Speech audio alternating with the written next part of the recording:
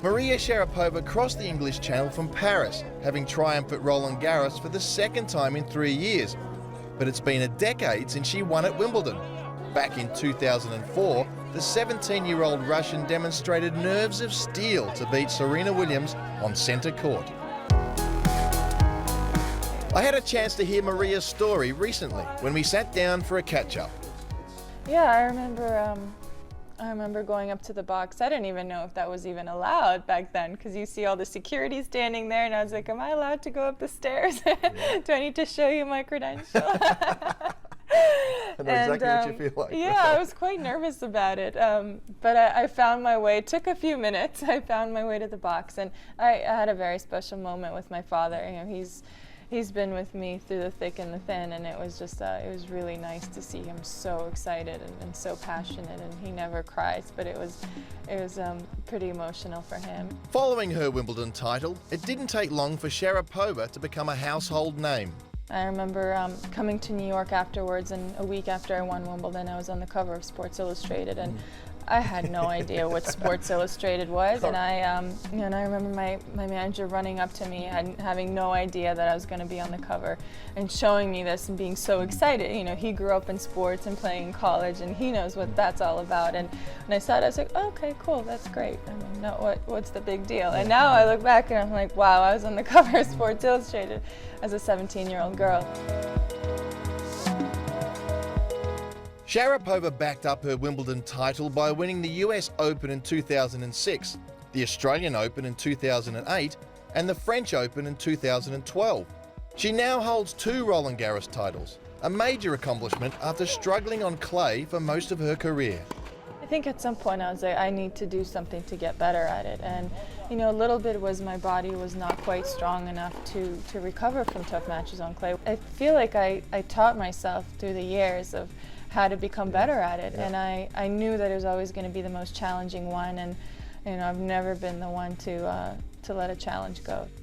One of the biggest challenges facing Sharapova has been her shoulder troubles. She underwent surgery in 2009. During her time away from the tour, she focused on her endorsements. According to the Forbes list, she's the world's highest paid sportswoman.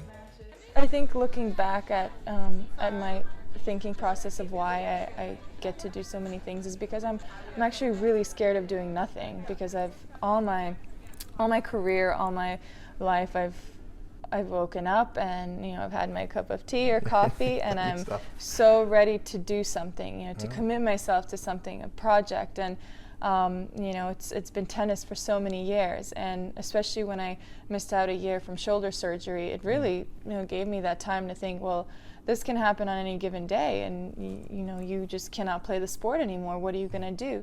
For me, when I won Wimbledon and won the Davis Cup and did a couple of things, and I realised you had an injury, I just lost the interest. Certainly, you must have gone through that at some stage with your shoulder. I think I had those thoughts when I was injured, because I had many ways out. I know I've achieved a lot. I had won 3 Grand Slams at the time. I was #1 in the world. I had made enough money to live for the rest of my life and my family without having to work.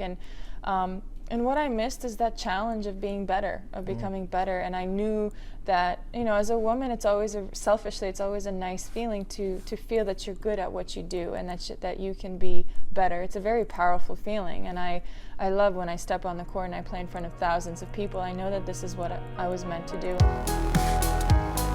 must be one of the thrills of your life would have been to carry the Russian flag. Yes. Yeah, it was a huge honor for me to receive. You know, first I carried the flag for my country at the London Olympics, and it was my first time being an Olympian. And when actually many years ago, when we had found out that Sochi was going to be hosting the Winter Olympic Games, and nobody could believe it, especially myself, who spent, you know, many years of her childhood there. And I actually didn't know my involvement until I arrived in Sochi, and when I was told I was going to be the one that was going to carry the Olympic flame onto the stadium, it was pretty incredible.